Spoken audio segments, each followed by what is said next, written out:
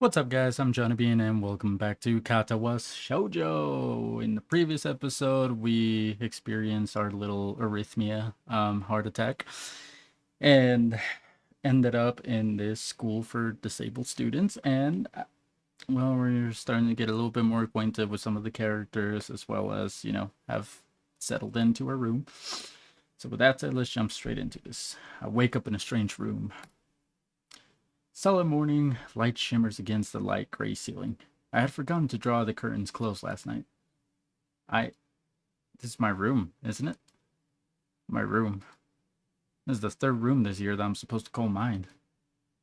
Various things around here remind me that indeed it's me who is supposed to be the one living here. My bag's on the floor, my new school books on the desk, my numerous medications on the table. I stare at the bottles for a moment, deliberating until I open a bottle, shake out a pill, and pop out a tablet from a full sheet. I down them with a chaser of water without thinking about the chemistry. My uniforms are in the closet. I slink out from under the sheets and stretch my back, dressing up. Putting on a new school uniform feels like dressing in someone else's clothes. The artificial smell of generic detergent invades my nose, but the feeling of fresh cloth against my back is a good one, a natural one. Feels like a school uniform, as it should. It's not much different from what I used to wear before. That goes for other things too. So far, this place seems more or less like a normal school. Except for the people.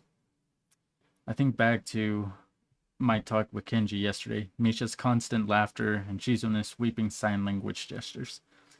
Well, I've only met 3 students so far. Maybe they aren't that normal, but I'm sure the others are. Or perhaps people like them are what passes for normal around here. Yeah, what does pass for normal around here?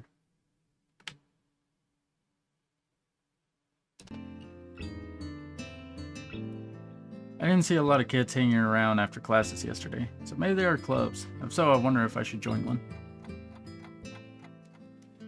All through the class, the question remains on my mind, so I decided to ask Shizune about it when we split into groups. After all, she did say if I had anything I wanted to know, I should ask her. She crosses her arms and shifts her gaze slowly at Misha, who looks more preoccupied with trying to grind the eraser of her pencil down so that the top is perfect and evenly flat. Sorry. Is there something you wanted from me? Oh, I see. That's a good question, Hichan. My first thought is that means she doesn't know, which is worrying. Maybe I'm too negative. Well, anyway, Misha, please don't prove me right. Oh, that's right. Everyone is encouraged to join a club. A lot of people do so because there isn't really anything to do. There are also school events like the festival coming up in a few days. Almost every student in the school tends to help out with it, doing whatever. So, you actually transferred in at a busy time. Maybe you can help out too. Sure. What's the festival about? Misha freezes. I don't know, Hichan. The truth is, it's a local event and I'm not from this area, so... She starts signing desperately to Shizune, asking her to bail her out. Shizune adjusts her glasses at the end of an oddly grandiose flourish and starts signing hard and heavy. Huh? Oh. Who cares? Misha puffs out her chest as she shouts Shizune's words out at me with a disproportionate amount of pride. Too loud. I can see heads turning and look in our direction. That's so loud. Human beings evolve with each new generation. The ideals and beliefs behind the festival inevitably change with time. Now, it's about delicious fried food and amusing little games that you play to win prizes. The teacher clears his throat very loudly, batting his long wooden pointer against his other palm like a baton. He shoots a pointed gaze at us. Finally noticing where we are, Misha stifles a yelp and quickly quiets down. Shizune doesn't seem embarrassed at all, though brushing it off without a care. We're in the middle of class and should start working. That's right, Shi-chan. What? That's right, Shi-chan. Are you asking because you're interested in joining your club? It could have been my eyes playing tricks on me, but I think I saw a suspicious glance exchanged between them. Misha's tone has also changed, although it does that every other word. Anyway, yeah, I was thinking about it. Misha and Shizune look at each other again. I'm about to ask what they have in mind when something dark flutters in my peripheral vision, catching my attention. Am I about to get my ass beat? Out of the corner of my eye, I see the girl with long dark hair get up from her desk and slip silently towards the door. It doesn't seem like she was working in any group, and no one seems to notice her but me. I glance at the teacher, who's also looking at the dark-haired girl go. Why doesn't he say anything? Hee-chan, is something wrong? Do I look as uneasy as I feel? Or was Misha just looking at me, looking after the girl who left? No, nothing. Okay, well, like we were asking, you don't have any plans for lunch today, do you? I thought I would go to the library and pick up some books. Not really. Do you want to have lunch together then? Sure. Yay! Okay, Hee-chan, perfect. The rest of class passes uneventfully. The girl with the long hair never came back. Before I have the time to put any more thought into where she could have gone, the teacher informs us that it's time to stop working. Shizune looks more than a little annoyed that we only just barely managed to finish all our work on time. I'm just glad we finished it at all. It's not a contest or anything. Yes, it is, Hee-chan. Impossible. Really? Really.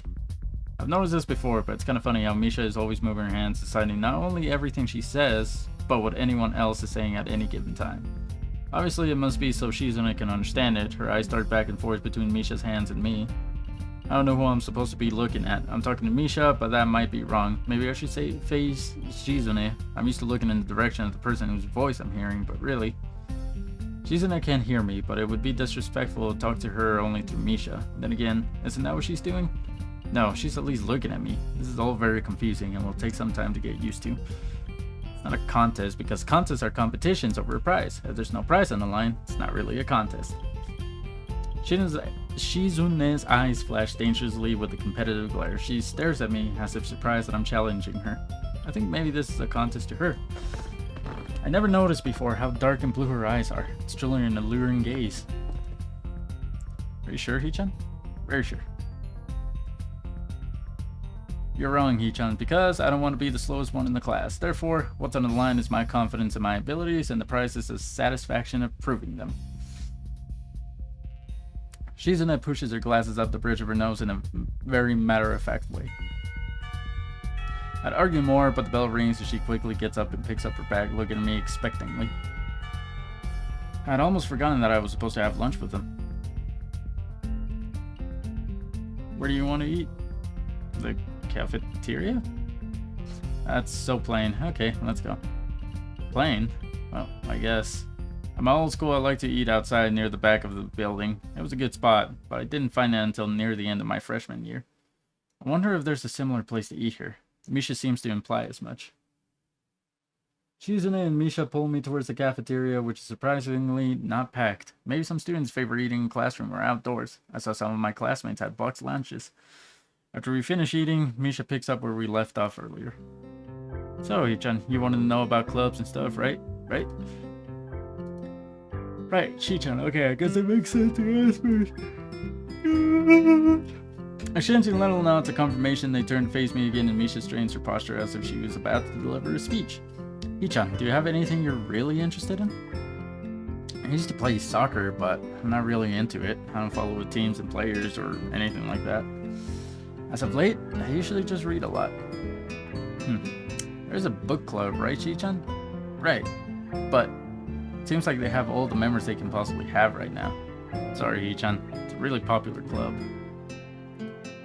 Okay, but more to the point, Hee-chan. Does this mean that you don't have anything already in mind? Not really. Good, great. That's great, Hee-chan. Really great. Why is it so great? No reason. Well, Hee-chan, other than clubs and the upcoming festival, there's one other thing. Student council. I see. I didn't know this school had a student council. That was a very melodramatic setup, though, just to tell me that. I'm pretty sure the two of them know this because Shizune looks a little embarrassed about it, and Misha is laughing. Shizune quickly retakes control of the discussion in a manner of speaking. After all, it's still Misha who has to voice whatever she says. Right. Hee-chan, maybe you should join the student council. They could use more people. Yes, definitely. You should definitely join. why. Well, for one, we can hang out every day, Hee-chan. Shi-chan and I are both in the student council. Actually, Shi-chan is the president. I'm starting to get the suspicion that Shizune and Misha might not exactly be the most unbiased people to talk about this with. As if reading my mind, Shizune quickly adjusts her glasses and signs something to Misha. Of course, we're not trying to get you to join just because we would obviously benefit from you joining the student council, and therefore have an incentive to try and get you to. So you're admitting that... No, we admit nothing. I mean, Hee-chan, of course it would be nice if you joined and we'd appreciate it. But even without all that, joining the student council shows a healthy interest in the workings of one's school. Yep, it's true, Hee-chan. Besides, don't you want to spend time with us after school? Can't tell if she's being genuine or if this is just really good acting. Both of them seem to be trying hard to look their cutest, although they are already pretty cute to begin with. Well, so it's settled then. Welcome to the student council. What? No. Aww. See, Shi-chan? Of course it wouldn't go so easily. Yep, that's right. Though it would be boring if it went that smoothly. Oh well, Shi-chan owes me candy now. You're betting on it? Hey, my life is not a game here. Shizune seems very intrigued by this. When Misha signs it to her, the aggressive glint returns to her eyes. That's interesting. Hey, let's play a game. That's not what I said. How about rich man, poor man, Hee-chan? If you lose, you have to join the student council. No, absolutely not. Aw, why not? Well, because you two both have the same incentive, and therefore the same goal, which is to get me to join the student council, right? Yep. Yeah, that is my goal. But what this means is that both of you can team up, and I'll be at a clear disadvantage. So I will have to decline. Hee-chan, I'm very offended. Are you saying you don't trust us? And that we would pull something so disingenuous? That makes me sad. Sorry? It's hard to tell where Shizune's influence ends when Misha's thoughts begin. She really struggled to get disingenuous in there. In order to atone for hurting a young girl's feelings, you should definitely join the student council. No. How about a game of paper football instead of rich man, poor man? Paper football? Yeah, it's a game they play in America. You make a paper triangle, and then you try to shoot it past goalposts that the other players make with their fingers. Isn't it cool? It's the ultimate form of competition between two people. It's also played by elementary and middle school children. That means it's a game that really separates the boys from the men. More like the boys from the slightly older boys. Anyway, I'm not going to play that either. Just the fact that you know about it means you're probably surprisingly good at it. Yeah, that's true. How did you know? Shizune frowns at Misha, telling me that she probably wasn't supposed to admit that so readily. I wouldn't say that I'm happy with her attempts to get me to the student council, but I'm a little curious about what the student council does here. I've never been on one before, or even known anybody who was a member, so it interests me. I also kind of like Shizune and Misha, so maybe it wouldn't be so bad. Okay, Hee-chan, how about Risk? The game of world domination. I don't know what that is. And I don't understand how to play Risk. I've never actually played it. It's really fun. You fight for control of the world with armies and everything. Sounds like Shizune would be good at it. If you want to play, we can after school. Nah, really. We can play just for fun, Hee-chan. Shi-chan hasn't played in a long time, so if you want to, there are no strings attached. Well, alright. Okay. Perfect. I'll see you after school in the student council room then. Wait, why there? Because that's where we keep the game. This is the setup, it's a trap, and I got a feeling I'm gonna fall for it. I grimace to tell them how much I do not like this, but it's more for show than anything. So in the end I agree, but only after getting Shizune to acknowledge that I don't mean anything concrete just by accepting to take a look around and play a game with her. Lunch ends, and we go back to class. During afternoon classes, the long-haired girl comes back and sits down in her seat without a word. Again, no one seems to notice, or if they do, no one says anything. I want to ask Misha about it, but I don't want to be nosy. After school, Shizune and Misha quickly find me by the first floor lobby and latch onto me, covering each flank in case I might try to escape. I feel a little offended, but I'd been considering it. Nevertheless, I'm a bit disturbed that enough people have made a break for it in the past that they're on their guard. What's with the escort? It doesn't make me feel very comfortable. In fact, it makes me feel like a dangerous prisoner being transported to a cell. What's wrong? That's right, we're just going to go play a game of Risk, remember? I don't know, Misha. This all seems a little sinister to me. Start thinking that when we sit down to play the game, they'll tie me down and torture me until I agree to join the student council. Well, that's only unlikely, but still. For some reason, it just seems like it would be so plausible. Getting to the student council room is as simple as turning 2 corners from where we started. What? That's it? This makes you guys being so on top of me seems a little silly. That's not true. Shi-chan says that when their life is threatened, people have shown the capability to pull off superhuman bursts of speed. Life is threatened? Her expression unchanging, Misha signs something amusedly to Shizune, who makes a baffling face and puts her hands behind her back, looking pleased with herself. Misha feigns deafness and hums cheerily. Stop that. I know you heard me. You have no excuse, unlike Shizune. Shizune opens the door to the student council room. It's a very plain, sparsely decorated room, although it is quite large, maybe even a little larger than a classroom. There's a big table at the center surrounded by chairs, and a smaller desk prominently placed in the back that I assume is Shizune's. There are a few regular desks and chairs stacked to one side as well. Extras, perhaps? Aside from the tables and chairs, the room doesn't have much else to offer. Just a couple of filing cabinets and bookshelves stacked with old school records and documents. Not much else. In fact, nothing else. This is a pretty bleak room. They could at least put a potted plant in here or something. But the most noticeable thing that this room doesn't have is other people. Are we early? Nope. What do you mean, no? Does it mean nobody else is coming today? Yeah, that's right. Before I manage to ask why that's the case, Shizune claps her hands together very energetically. Let's play Risk. Come on, you promised, didn't you? You have to. Okay. Do you want to know the rules? We can explain to you while we set everything up. While Misha is talking, Shizune takes out what looks like a board game from behind one of the filing cabinets and throws it on the table. Actually, this looks kind of interesting. After Misha spends a little too long for her liking running through the basics with a somewhat vague and confusing tutorial, Shizune cuts in and declares the game has started with a decisive motion, slicing her arm through the air. Shizune's aggressiveness is rubbing off onto me. I start feeling more competitive than I intended to be when I agreed to this. Halfway into the game, while I try to ponder how to defend against Shizune's assault from 2 fronts, she breaks my concentration by drumming her fingers on the table to get my attention. Shi-chan. Shi-chan wants you to know that you are taking too long to make a move.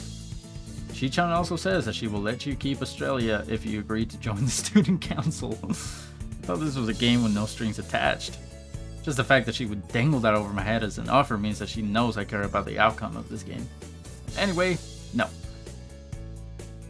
Shi-chan admires your fighting spirit and would be a benevolent dictator who will spare your people if you agree to join the student council. So competitive, Shizune. She seems to take this as a compliment. I would expect the student council president to be a little more magnanimous. Magnanimous?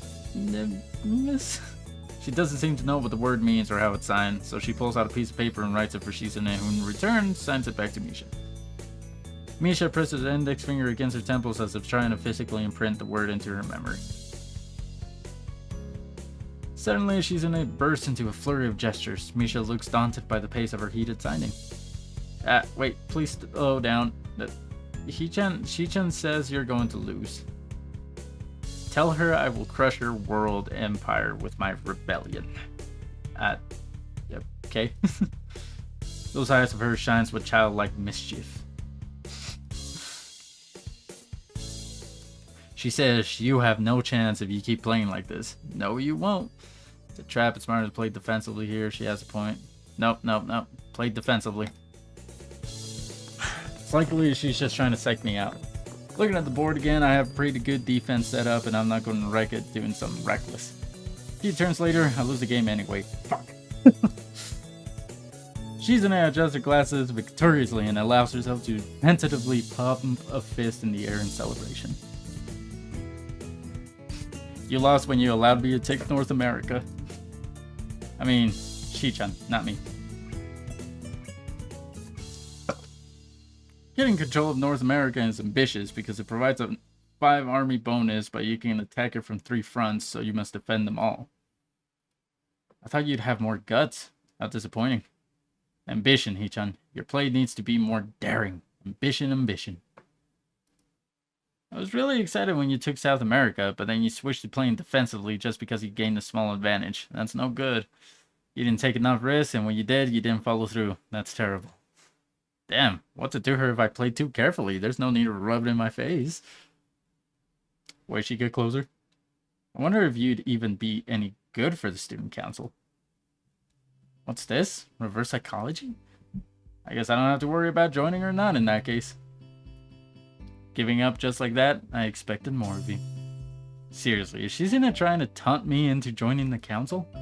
Besides, I don't even want to join. It's only my second day. I can't make that kind of commitment. I haven't even taken a look at any other clubs yet. And these two, they're a little weird.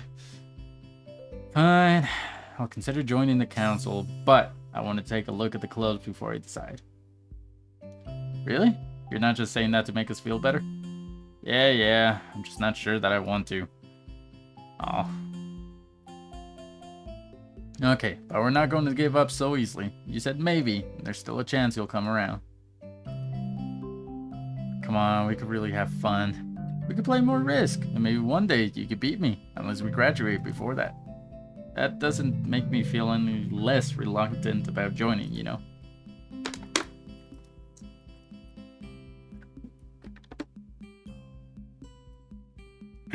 Surely you are not that horrible at board games. Maybe we can play a game, you know, then?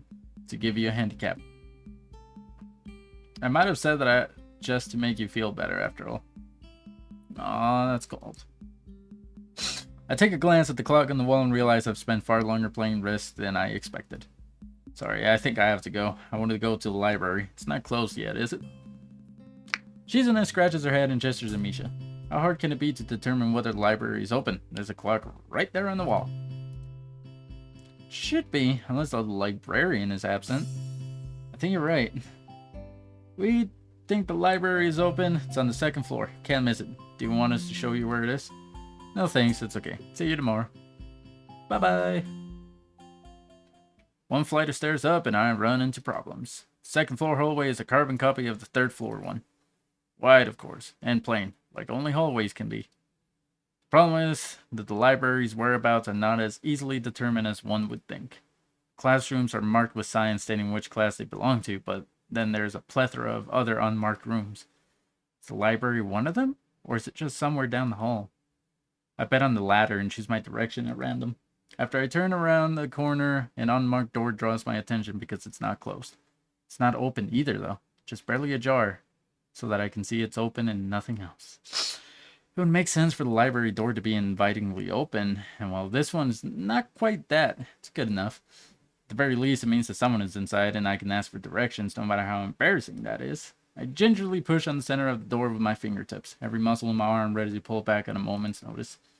The feeling of being an outsider to this school can't be shaken from my mind, so much so that I instinctively fear doing something wrong by entering. The door slowly creaks as if groaning from a deep sleep, though is much easier to open than I anticipated. Leaning over and poking my head ever further inside to gain sight of the room as fast as possible, the meek hello on my lips is quickly snatched away.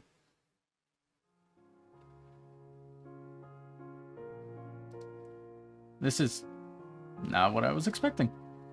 I mindlessly let the door open to its full extent, taking in the sight of the solitary figure taking center stage in the otherwise abandoned room. The situation stills my voice, leaving me standing at the doorway staring at the beautiful girl. Evidently, having taken her time to assess the situation, the girl gently puts down her teacup and opens her eyes, but doesn't look at me. Hello there. May I help you? Staring directly in front of herself, the movements of her lips seem to break the silence rather than the words. However, it's a soft, measured voice that reminds me she's a being separate from the room itself. Not only is she likely the tallest girl I've ever laid eyes on, but even among the foreigners I've met, she's strikingly distinct. Hi, sorry for intruding. I was just kind of lost. She takes a moment to formulate a response before speaking. Every action she takes feels as if it's carefully choreographed beforehand. Care to take a seat? Unexpected, considering that I'm intruding upon her. Thanks. I slowly step forward towards another seat opposite her, the girl resting the teacup and saucer on the wooden table in between. The way she doesn't track my movements with her head is telling that, and the slight cloudiness to her eyes means she must be at least partially blind like Kenji. Come to think of it, her voice doesn't have any detectable accent either, because she must be half Japanese. As I take my seat, her composure takes me slightly off guard. Her air of relaxed confidence makes the silence entirely comfortable. The calming atmosphere is so very different from the student council office. I take you're a new student to Yamaku. Yeah, I just transferred in yesterday. I get the distinct feeling my speech patterns don't match the formality of hers, accentuated by her restrained bow of greeting. One which I hasten to match before realizing the futility of the action. I'm Lily Satao. Pleased to meet you. Hisao Nakai. She gives a nod before gesturing roughly in the direction of her teacup. Would you care for a drink? Sure. As much as it pains me, I can't keep step with her formality in the proceedings. She gives a kind nod, taking the request in stride. Without another word, she steps off the chair and prepares a second cup of tea from a collection of supplies laid out along a shelf. A brush here, a brush there, her left hand often lightly touching the side of whichever container she's pouring into. Seems to be a process she's followed dozens of times before. As I lean sideways to see around her bag, she seems to use her long, dainty finger to measure the right amount of water in the cup. It's one thing to see the different disabilities the students in my class have, but it's quite another to see how everyone seems to adapt. Shizen and Misha have no problem working together to communicate to me, and Lily herself seems to have workarounds for problems I've never thought of. While I feel slightly guilty about her doing the work, she seems pleased to be following the correct process of the offerer preparing the drink. So, her soft voice brings me out of the silent observance. Which room were you looking for? It's not often this classroom is visited after school. The school library. She's in A and some classmates told me it was on this floor. She finishes pouring the water into the teacup as she nods, a small metallic tapping coming from the teacup indicating it being stirred. I'm aware of Miss Hakamichi, are most of the students. To be with them means you're in class 3-3, no? That's right, in the science room with Mutao. She gives a small giggle before setting down the teaspoon and slowly walking towards the table, teacup and saucer in hand. He's quite a character. I imagine I'll come to like him. Most do. As she sets down the tea, I gently take it and have a sip. I'm really more of a coffee person, but this seems like a rather bad moment to bring it up. Nonetheless, smells quite nice. I hardly think it'd be hard to choke down. Thanks, Sato. It tastes really nice. She smiles and quickly waves her hand in front of her face. Lily, please. There's no need to be too formal. She says this in spite of her exceedingly well-bred speech. Oh well. I guess I should try and ask her about herself, as it really does seem as if she's catering to me. So, which class are you from? I imagine it's one of the third-year classes. Correct. I'm in 3-2, which is on the third floor, same as yours. It's taught by Miyagi, and is specifically for both blind and partially blind students. I see. Sorry. I feel like slapping myself for the foul pause. Looking at her face, though, she doesn't seem in the least bit put off by it. My, there's no need to change your speech on my account. Sure, sorry. I guess I'm really showing my newness here. An environment like this would be a big change, so I can't fault you for it. Well, the same can't be said for everyone. Many have come to terms with their conditions. A category which would include her, it seems. All too ready to jump ship from this particular topic, I seg into another. Do you come here to drink tea often? It's a really nice place. Thinking on it, this might be her version of the place behind my school that I like to have lunch at. I come here fairly often during lunch times. My duties are As class rep, don't leave enough time for an official club, so my friend and I use this room for having tea. Class rep, huh? Compared to Shizune, her mannerisms seem to be almost completely opposite, while Shizune is blunt and fiercely driven. Lily seems relaxed and calm, almost aloof. Come to think of it, she might be useful for a less biased view of the school's clubs. What kinds of clubs are there to join? The more popular ones are the track and field club, which uses the field near the school during lunchtimes, the baseball club, and the book club in a room near the library. There are also numerous small ones too, though, such as the art and music clubs. At a time when I'm just wanting to get on my feet, rushing into a club right away seems slightly unappealing. Rush into the music club. Immediately. That is exactly me. I wonder if this school shares the same rule as my old one. Is it compulsory to join a club? It isn't, though it is encouraged. Ah, good. That's a relief. I've really let down my guard around this girl to let such a thing slip out. The fact seems to slightly amuse her. Not wanting my tea to get cold, I finally start drinking it as Lily does the same. As I look over to the window over her shoulder, I notice the light coming into the room has a distinctly orange tint. Even here, time doesn't stand still. Time's gone quickly. Sorry? Right, she's blind. Of course she can't see the sun setting. It just looks like the sun's starting to set. It seems to come as a surprise for her, because she must have lost track of the time. Sorry, Isao. I didn't mean to keep you from the library for so long. I quickly moved to allay her concern. No, it's okay. The library's still open, isn't it? She pauses and takes a moment to think on it. Probably something I should have asked Shizune when I had the chance, but Lily seems likely to know in any case. Sure, it's open until 6:30 during weekdays. A quick glance at my watch confirms I have well enough time to get there. I might get going in that case. It's been nice talking with you, Lily. She smiles and gives a deep nod, her hand still neatly folded on the table in front of her. It was my pleasure. Oh, come to think of it, shall I show you to where the library is? I couldn't possibly ask for more help. I should be able to find it alright. Unless my navigational skills fail me, which they seem to have a habit of doing. It's alright. I was going to be talking to the librarian there in any case. I could introduce you. This gets better and better. It's pretty hard to deny her offer. If you're sure, then that'd be great. Thanks.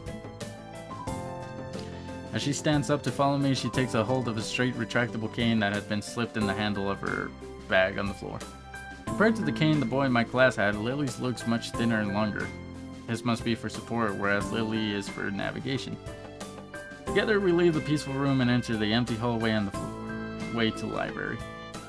Side by side, my pace carefully slowed to match hers, we slowly walk through the hallway. It doesn't take long for us to arrive at the door to the warm-looking room, apparently situated in the center of the floor rather than either wing. Ladies first. Fuck, I'm tired. She gives an appreciative smile at the gesture, taking the lead as we file in. To the left is the wooden library counter, with the library proper being on the right. It easily dwarfs my old school's library, with a distinct smell of old books giving the place an almost old-world air.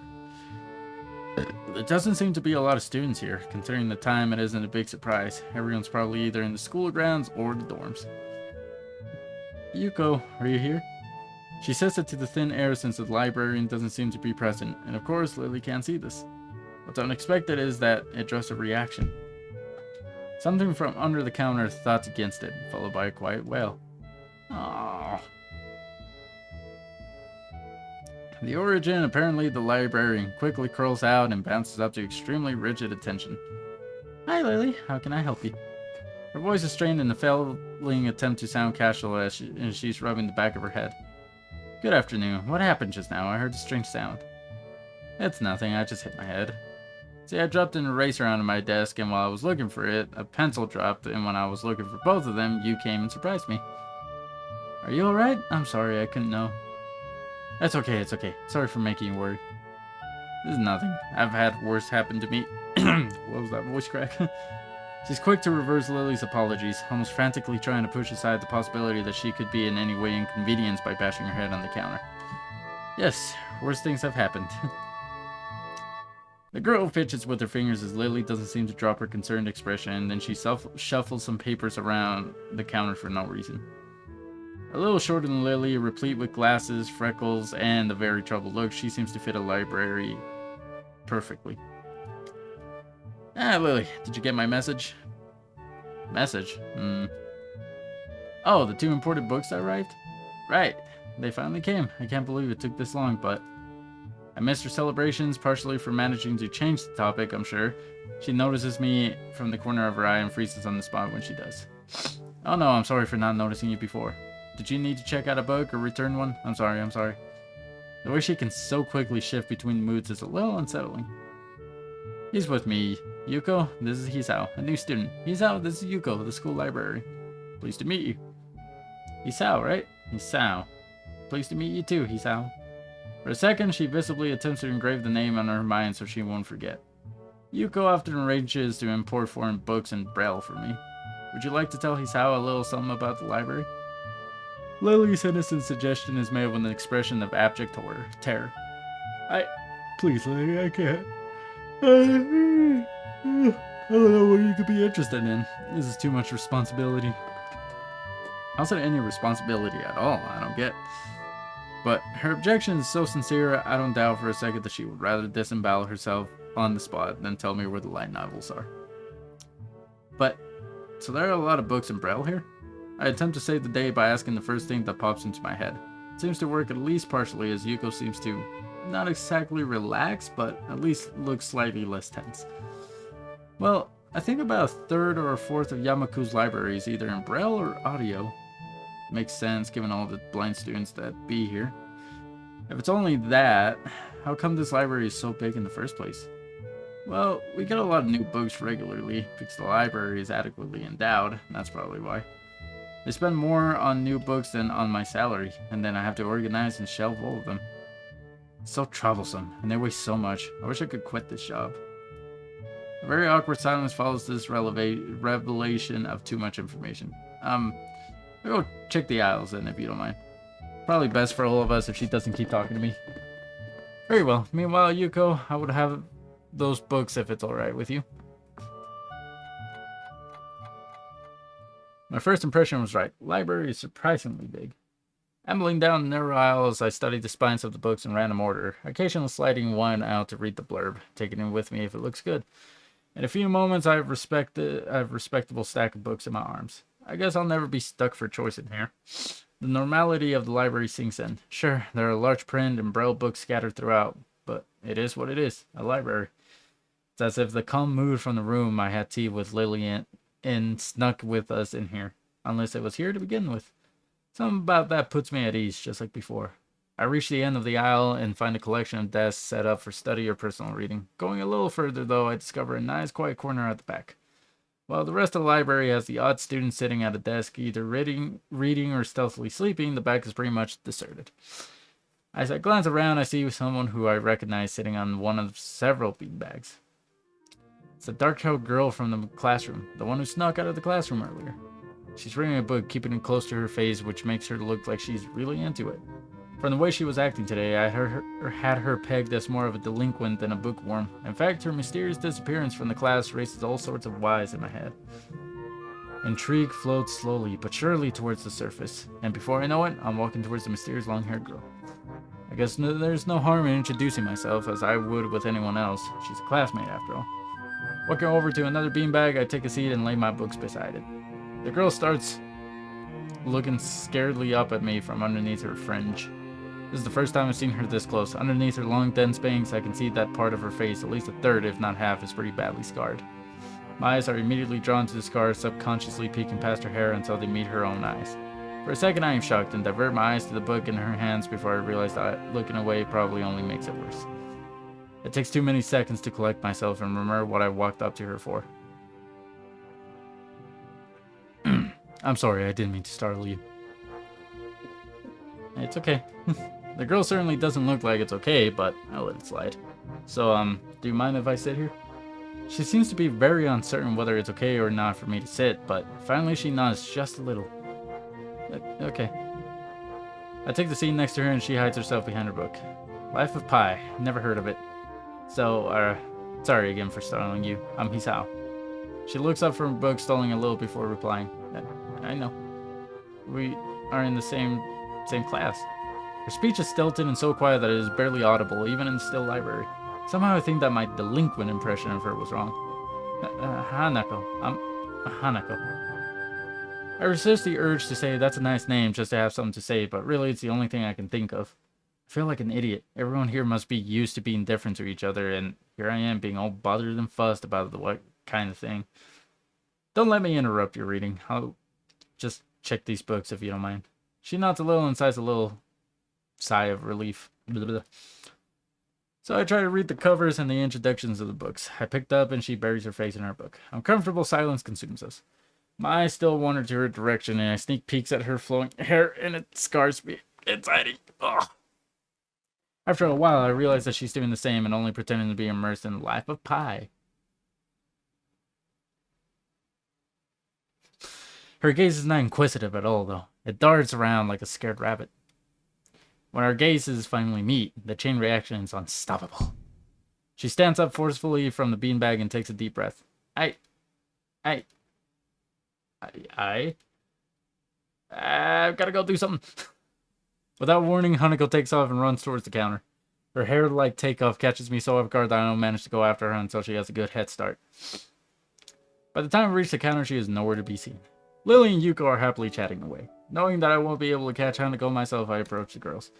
Hey, did you see or notice a girl run past here? Maybe. What does she look like? Long dark hair, kinda shy. She had, well, some scars on her face. You wouldn't be talking about Hanako, would you? Yeah, that's her. I saw her reading and tried to talk to her, but I think I scared her off or something. Oh dear. Yuko, would you excuse me? I'd better try and find her. Sure, I'll just hold on to these until you come back. What's going on? I'm sorry, but I'll have to explain it to you some other time. Right, I'll see you later then. Lily hastily grabs her cane and hurries out of the library, leaving me alone with Yuko. I don't think I'll ever get the hang of this place. Did I do something wrong? What did you do? Nothing. I was just looking for some books and then she got this fit and ran off. The most offending thing I can think of was that I might have looked at her general direction a few times. Well, she is a very timid girl. You have to be very careful around her. She can be very jumpy, I think, and she's not accustomed to talking with other people. Isn't that a bit strange? I wonder. It's just how she is, I think. Yuko doesn't sound all that convincing. Then again, maybe it's just a norm around here. Everyone has their own problems, or else they wouldn't be here. But how should I deal with these people? Forcing myself to act overly casually only makes me feel phony. Like I was supposed to be ignoring the elephant in the room. Yuko fidgets, looking like she wants to say something to that, but resisted. I think it's an elephant only if you feel that way. I guess she doesn't have a good sense of self-restraint. It makes me smile and she blushes heavily. What? Did that sound stupid? No, it sounded really wise. I guess you're right. It's more about me than anyone else. Neither of us has anything to add, so Yuko fills the silence by shuffling some papers around. People who have papers on their desks really like doing that. Did you find any books? I should be closing soon. I mean, this library should be closing, but I have to do it. I hope that's not too inconvenient for you. Oh yeah, I want some books, but I left them over there because I'll just go get them. I fetched my stack of books from beside the beanbags where Hanako and I were sitting and returned to the counter. Wow, you read a lot, don't you? I surprised myself with that too, honestly. At least when I really think about it. I had a lot of free time earlier this year, so I just kind of started reading books to fill that time. I couldn't do much else. I see. But she doesn't say anything else and just checks out my books for me. I guess this is what they call tact. Holding the library books with one arm, I trawl my pocket for the key to the door. A sudden sound from behind startles me, making me nearly drop the books I'm carrying, or the key that I almost managed to get into the lock. Who is it? I turn around to see who is talking to me. It's Kenji. He seems to be in a friendly mood, although the light glinting of his glasses in the dark give him a sinister look. It's just me. This makes him pause and lick his lips nervously. Who is me? I don't know anyone called me. Are you some new guy again? His voice suddenly strained and quick. Yes, but we've met before. Yesterday. I don't think so. I remember someone who I met only yesterday. When was that? What day is it today? I try to ignore him. Is he joking or what? Proof that we've met before. You live across the hall. You're Kenji. Kenji jumps back, his eyes filled with an uncomprehending fear.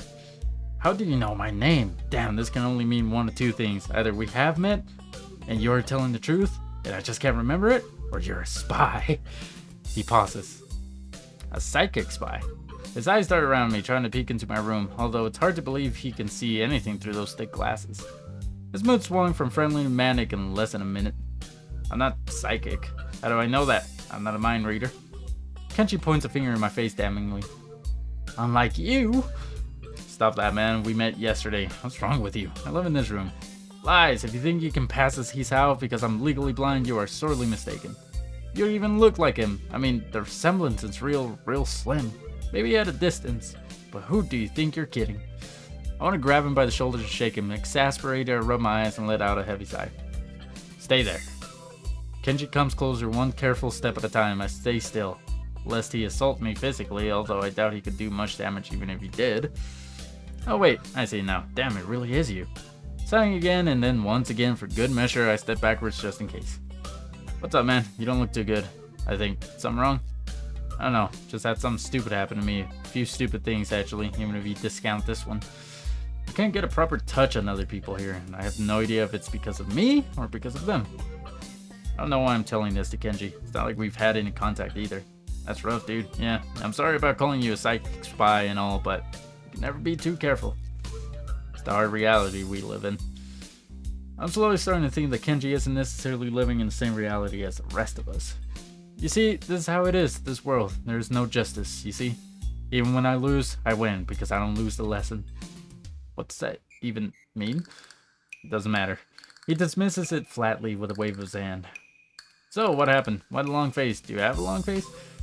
Yeah, it's nothing. I just scared some girl off accidentally. Literally, too. She actually ran away from me. Was my fault, really, I think. I'm not really used to all this. A girl? A cute one? Cute. That's a hard question. She had a nice body and really beautiful hair, but the face... I guess it could go either way. She was cute. Yeah, cute, I guess. I knew it! There are a lot of cute girls here, a strangely disproportionate amount. I believe this is one of the dark secrets of this school. I tried to warn you, man, but did you listen? I don't remember any such warning. Dark secrets? Yes, dark secrets. Extremely dark, like a black hole. Have you noticed that the number of girls in the school is slightly but significantly higher than the number of boys? It's like 60-40. He turns his head to the left and stares off into the distance at nothing. Why is it like this? I mean, to the untrained eye, it doesn't appear to be that bad, but that is a full 20%. One would think that a school with such a huge pool of women would be a man's dream, but no. What I am about to tell you could blow your mind. Are you ready?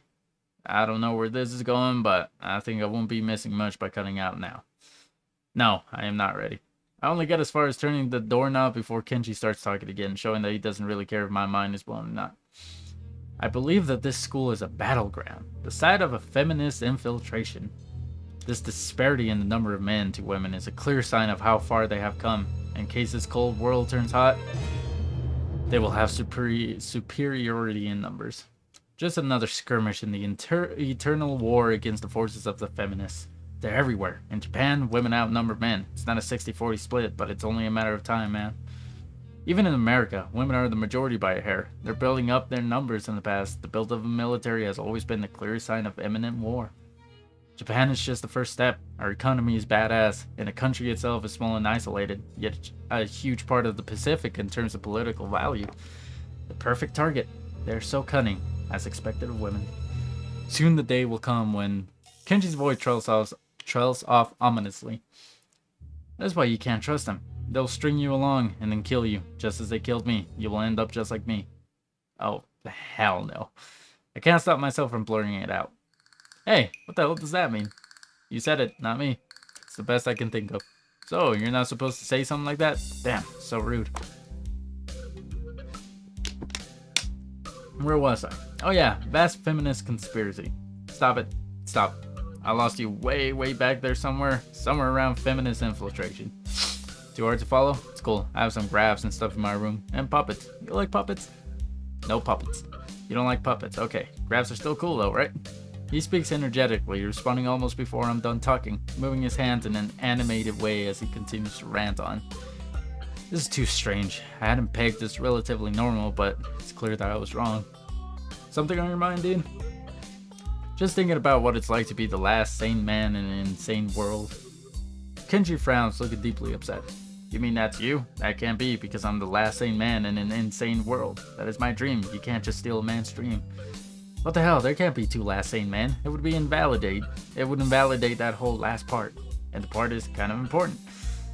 There can only be one. Like in that foreign movie where there can only be one. And in the end, there's only one dude left, because that was the point. I've never seen anyone talk so heatedly and so defensively about absolutely nothing before. Anyway, if you wait here, I could get my graphs. I also have a list of other dark and complex conspiracies that this school holds as tangled as... Quick, finish my analogy for me. Be a pal. I'm gonna go to bed now. It's extremely late. That doesn't sound like an analogy, but whatever. I like you. You seem like a cool dude. Most people don't understand what I'm talking about when I try to explain the vast feminist conspiracy to them. Denial is a terrible thing. Later. He claps me on the back and then vanishes into his room so quickly and quietly it's like he didn't even open the door, but instead walked right through it like a ghost. I don't know if I can fully digest what just happened, so I give up and just go to my room, kicking off my shoes before falling face first into bed. It takes me some time to relax and get up so I can get started on my homework. It's because the sheets are cool and comforting against my cheeks, and it feels good just lying there with my eyes closed. This school is like some kind of bizarre and surreal island. It's isolated on top of a mountain, and each person is stranger than the last.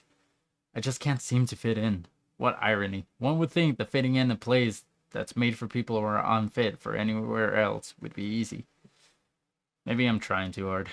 Although I say that, it doesn't help take the edge off, and the words are left echoing off the empty walls. I guess it's not as bad as I expected, though. This place really is more a school and less a hospital, pretending it's a school than I thought it would be. Nothing else, the scenery is beautiful. I open one eye, seeing the school books and bottles of pills arranged side by side on my desktop. Maybe this place is too much like a normal school after all.